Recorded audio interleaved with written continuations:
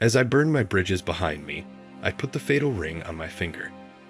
It becomes a symbol of the treason my wife has committed. Get ready for a gripping story of betrayal, revenge, and shattered destinies that will change everything. I invite you to the story. Inga and Sergei met in their 4th year at a technical university. Sergei had moved there that year from another city. In the summer, his daddy died. His mother was left alone, and he decided to move closer to her. They fell in love at first sight, as they say. They got married in December, and 9 months later, Inga gave her beloved Serezha a son. The little boy was small, but quick. Inga laughed, so they named him Yuri Sergeyevich. Sergei helped a young mother as much as he could. He washed diapers and cooked food when Inga was taking care of a baby. He got up at night to let Inga sleep and rest from the eternally screaming baby.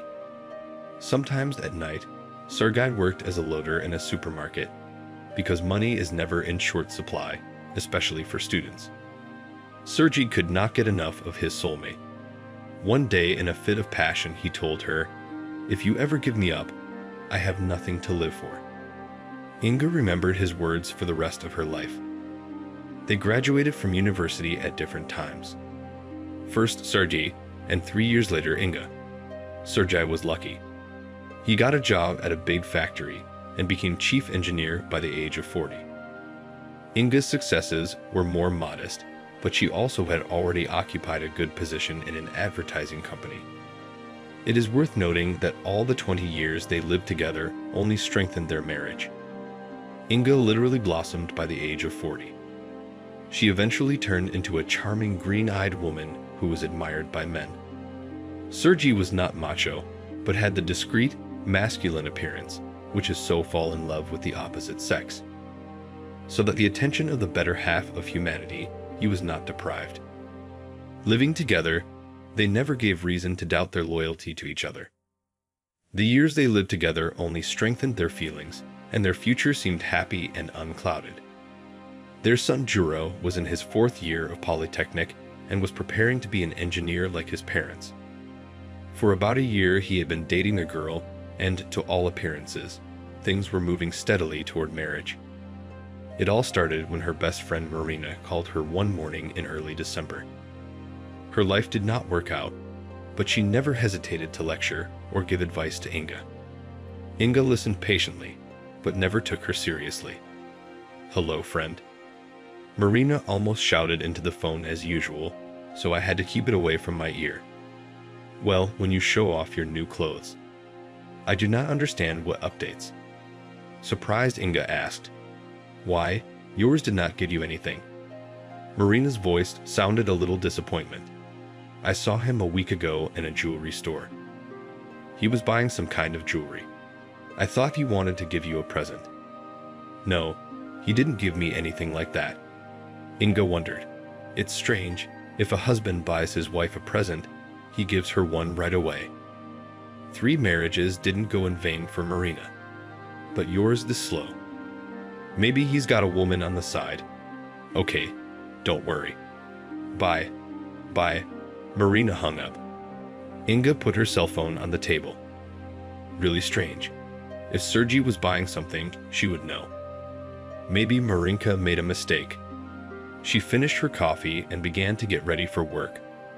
Running past a jewelry store, she suddenly decided to go in.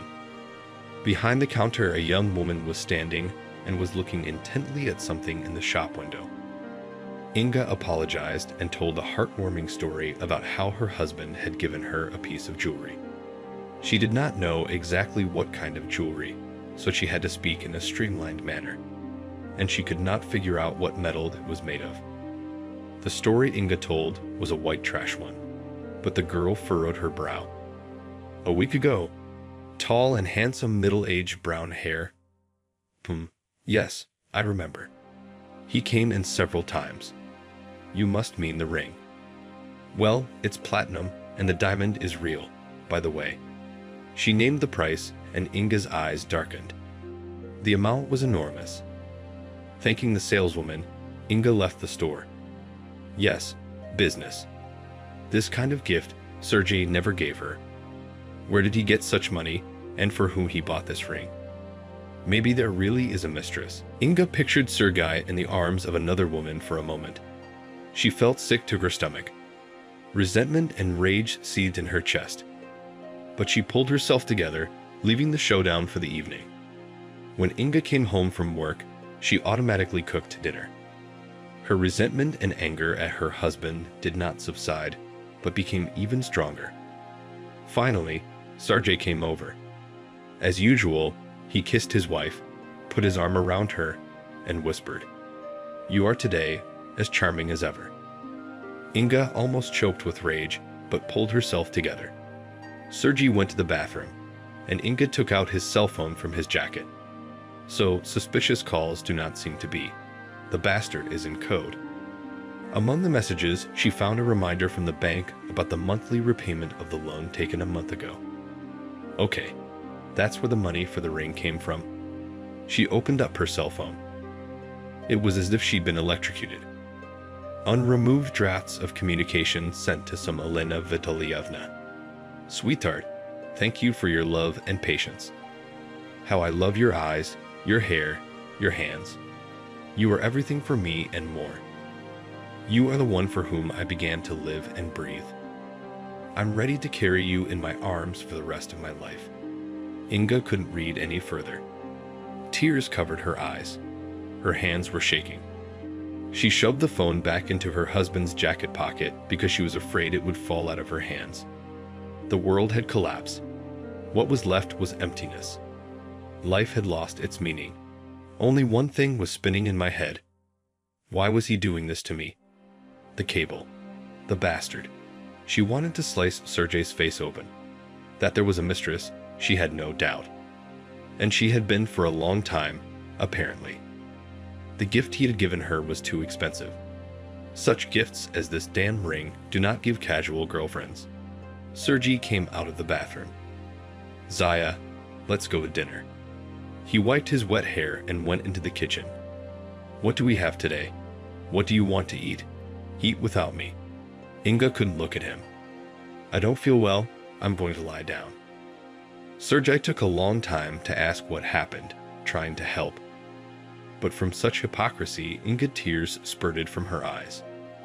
She slammed the door to the bedroom, offering her husband to sleep in the hall on the couch. Sergei tried to question her. He stood under the door for a long time, but then gave up and left for the kitchen. Inga felt so bad that she bit the corner of the pillow, so she did not howl in pain and despair. She only fell asleep in the morning. Sergei did not wake her up and left early for work. Inga called her director and, citing her illness, took the day off. She called Marinka and asked her to come over. She needed someone to talk to.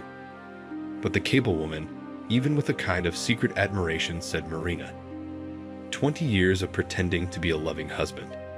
They were all bastards. Bastards, they only wanted one thing." She sympathized with Inga, but it was obvious that in her heart she was gloating. But Inga didn't notice anything anymore. She was sitting on a stool, rocking from side to side, and moaning softly. "And you know what? And you teach him a lesson. Make him feel the same pain. You're a young, beautiful girl. Get yourself a man and have a good time. Cheat on him right in the matrimonial bed. You'll see, it'll be easier at once." Marina even flushed with excitement. Inga looked up at her tearful, flushed eyes. "Why? And cheat? Let this jerk know how much it hurts." She also added a few unflattering epithets to her husband's face. The cell phone rang. Sergei called. "Honey, our neighbors have become a conveyor belt, urgently sent on a business trip. I'm afraid we'll have to wait till the evening. I won't go home tonight. I'll be there tomorrow at about 11.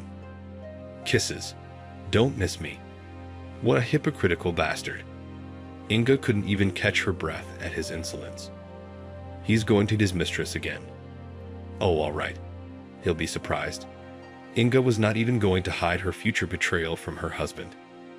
Having escorted Marinka out, she called Stas. They worked together, and he had long been trying to woo her, making unambiguous hints. Inga had always rejected them, but now the time had come. They arranged for 10 p.m. at Inga's house. She called him on the pretext that a program on her laptop had crashed, and Stas kind of promised to take a look. Inga set the table, took a bath, dressed frankly, and began to wait for the candidate lover. Stas came exactly at the appointed time. He brought flowers, a bag of fruit, and 2 bottles of wine. They sat down on the coffee table set up in the bedroom, and the romantic dinner began. Inga emptied her glass over and over again with a kind of frenzy, trying to forget herself. She had no memory of how Stas got next to her or how they ended up in bed. She came to herself when he was already kissing her. "Already what?" she asked, and thought to herself, looking like a fool. "Of course, you're gorgeous." Stas pressed her closer, "And yours definitely won't show up tonight." "He's not mine." The resentment swamped her again with her head. "He won't. He's busy tonight too." The phrase sounded ambiguous. She looked at the clock hanging across the bed. It was 2:30 in the morning. Stas got up and went to take a shower. Inga leaned back on the pillows. Stas was worse than her husband in every way, and for some reason she suddenly wished that now Sergei was in his place. She even squeezed her eyes shut. Her heart began to whine, but the holy revenge was accomplished. Suddenly she heard the lock of the front door click, and a familiar voice said, "Darling, are you still awake?" The figure of her husband appeared on the threshold of the bedroom. From the excitement, Inga's throat went dry. Sergei was about to say something, but at that time, Stas came out of the bathroom. When he saw her husband, he closed his hands on his belongings and made his way sideways to the clothes thrown on the floor. Sergei remained standing on the threshold of the bedroom. There was no bright light in the room, and he could clearly see his wife's body on the bed. The husband looked silently at Inga and her lover, and there was so much pain in his gaze that Inga could not stand it. It was as if she burst out. She began to scream to him about her ruined life, about her lover, about the fact that she too had a right. The accusations were monstrous and ridiculous. Inga was well aware of this and screamed even harder because of it. Out of the corner of her eye, she saw Stas grabbing his clothes and slipping past Sergei to the exit. Inga became hysterical. Sergei silently walked to the kitchen, filled a glass with water, put it on the bedside table with the remains of a romantic dinner, then, still without a word, turned and left. When the front door slammed, Inga was silent. There was no point in screaming in hysterics anymore. She remembered the unseeing, full of pain look of her husband, and wrapped in a sheet came to the window. She could see Sergei staggering out of the entryway like a drunk, walking under the rattling light of the courtyard lamp and disappearing into the darkness. She had not been able to sleep that night. Had she felt better? She could not yet know. There was a kind of ringing emptiness around her. Her legs and arms were disobedient. Her thoughts were confused. She tried to convince herself that what she had done was right, as they say, an eye for an eye. In the morning, Marinka called. "Are you all right?" "I'll be right there." When Marina entered the apartment, Inga was sitting in the kitchen. "What are you friend? Do you look bad at all?" Marina put the bag on the floor. "Your door is unlocked." "Let's have a coffee." Inga was silent. There was no thought, only her eyes began to fill with scaffolding again. "Well, kicked out?" Marina poured hot coffee into cups. "He left on his own." Inga in a nutshell told about the night event. "And rightly so. That's what he needs. Don't worry, he's holed up at his place." Marina sipped her hot coffee. Inga looked up. Opposite, on the wall hung a calendar. Today's date was circled in red felt tip pen. December 6, wedding anniversary, 20 years exactly. That made it hurt even more. How could he? The doorbell rang. The disgraceful guy showed up. Now he will crawl on his knees. Marina put the cup down. "Shall I open it?" "Sit down. I'll do it myself." Inga began to boil again. But when she opened the door, she did not see her husband. Before her stood two young men. "Inga Viktorovna, this is for you." One of the young men put a large basket of her favorite white roses in front of her. "Congratulations on your wedding anniversary," said the other, and handed her the receipt. "Signed for the delivery. All the best." Inga mechanically carried the basket into the kitchen and silently placed it on the table. White roses, her favorite flowers. Every anniversary, Sergei gave her such a bouquet.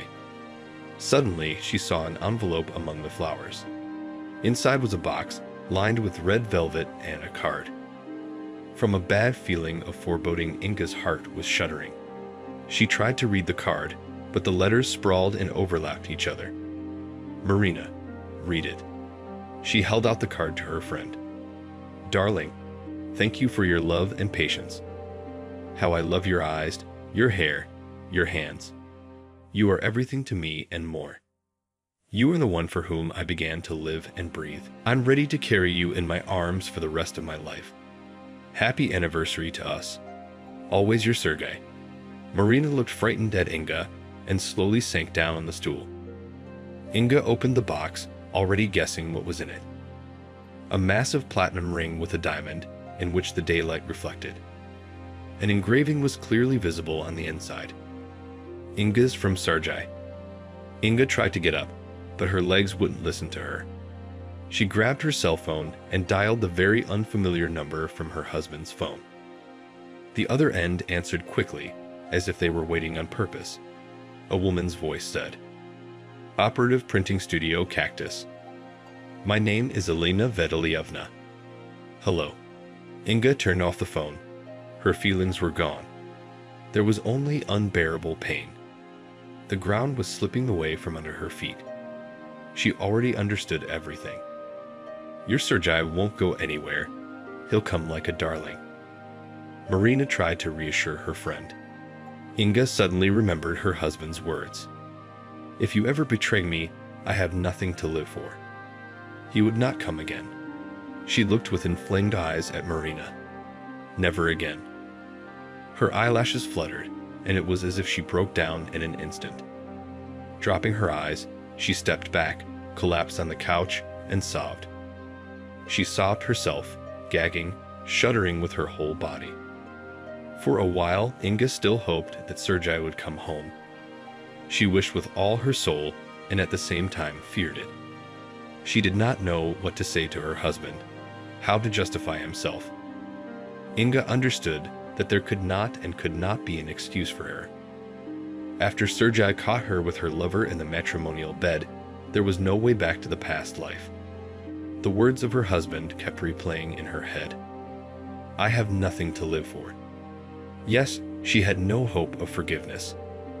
"God, I wish I could see him again." Several times Inga tried to contact Sergei's parents. Each time her mother-in-law picked up the phone. She was politely cold. "No, we don't know where Seryosa is now. If he wants to, he'll call you himself." In the end, she was asked not to call anymore, and apparently the number was changed. She also tried to call Sergei, but his phone was always turned off.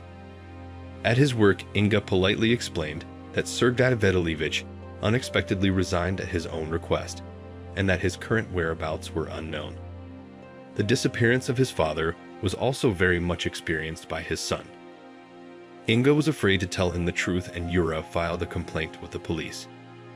But she did not hope that it would help. The new year was approaching. Since childhood, Inga loved this holiday, the pre-New Year hustle and bustle, the Christmas tree, necessarily under the ceiling, cleaning, buying gifts for her husband and son. Inga loved to choose presents. She so wanted to make them nice, especially Sergei. And on the 1st of January, relatives came to visit them, and the holiday went on. Now it seemed to her that all that once was a long time ago in that other life. Winter flew by imperceptibly. The icy drizzle on the windows was replaced with drops of March rain. The cold spring wind dispersed them over the window pane, turning them into trickles flowing on the slopes. Inga realized that Sergei would never come back into her life, the life she had destroyed with her own hands. Gradually, she stopped communicating with her friends. She stopped calling her relatives. Marinka came several times, trying to talk, but Inga could not see her. And at the last meeting, she yelled at her, blaming her for what had happened, although she knew perfectly well that she alone was to blame. She caught herself thinking that she listened to see if the lock on the front door would click, letting Sergei into the house. She often woke up in the middle of the night. She thought Sergei was standing in front of her bed, looking at her silently. Inga and her husband had a tradition. Every wedding anniversary, he gave her a huge bouquet of white roses as a symbol of his love and fidelity. So she didn't have the heart to throw away the long-faded white roses for the last time, given to her by her husband on that fateful anniversary of their wedding. Sometimes, like fascinated, she watched for hours on the windowsill dead withered flowers that had become a symbol of her once happy family. One cold March evening, Inga suddenly realized clearly that she did not want to and could no longer live. She stared out the window with an irresistible longing. It was still the same courtyard, the lantern with its dim, waning light. And all around the gloom, in which one cold December night Sergei disappeared, her heart ached terribly. Unbearable pain spread all over her body, penetrating all the way to her fingers. Inga went to the kitchen cabinet and pulled out an empty bottle of cognac. Then she went into the bedroom and sat on the edge of the bed. There was a can of sleeping pills on the bedside table. That should be enough, Inga thought, unscrewing the lid. She suddenly remembered how long ago in the village, where she rested with Sergei, twisted her leg, and he carried her home in his arms. Spasms choked her throat. Inga poured the contents of the jar into her mouth and drank cognac straight from the neck. Then she took Sergei's razor and misused it. She still had the strength to put the bottle on the floor before her legs stopped listening to her, and she collapsed onto the bed. In the veil of her dying brain, Inga could see Sergei carrying her in his arms across the vast field of daisies. She could even feel his breath on her neck, his strong and so dear hands. "Don't drop me, my love, don't drop me." Inga pressed her head against his shoulder. Suddenly, she realized that she was dying, but Sergei was there, and she was no longer afraid of anything. She felt calm at ease at having him by her side. The ceiling was spinning. Inga was rapidly falling into a cold black abyss. The last thing she heard before she was finally sucked into the bottomless vortex of death was Sergei screaming, "Don't go, you hear, don't go." Inga opened her eyes and saw the white ceiling. Was she in the hospital? But how? It seemed that she had provided for everything so that she would not return to this world again. Well, finally, she heard an unfamiliar voice. "You gave us a fright, my dear." She hardly turned her head and saw a stranger in a white coat. "Where am I?" she whispered, barely audible, her lips dry. "In the hospital, of course, for the second week. You have lost a lot of blood. A little more, and we would have been powerless." "But how? How did you get here?" "A man rescued you. The door to your apartment was open. He called an ambulance in time and carried you to your car, and his blood was transfused. Well, if it wasn't for him, the doctor would have given you a handshake." "Where is he?" Inga felt her heart racing. "All this time he was with you. Left a few minutes ago, asked me to give you this." The doctor nodded his head toward the window, where on the wide windowsill there was a huge bouquet of white roses. After dinner, Yura and Olga came in. "Yes, mother, you scared us." The son fondly stroked Inga's hand. "What are you up to, eh? Everything will be all right now. Forgive me, my son." Inga whispered softly. "Where is Daddy? When will he come?" Daddy asked Yura and looked at his bride. "Why, was he here? Has he turned up? Weren't you told? He was the one who saved me, and he was the one who called the ambulance." Inga coughed with excitement. "Here, I brought you some flowers.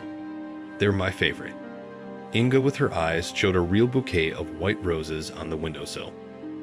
"Mom, Some Stas found you and called an ambulance. Said he was an acquaintance of yours. You lost a lot of blood, and his blood was transfused to you. You're the same type. Type A. Inga shuddered. The house of cards of hope crumbled before her eyes. I'd give you my blood, but you know I'm not the same type as Daddy.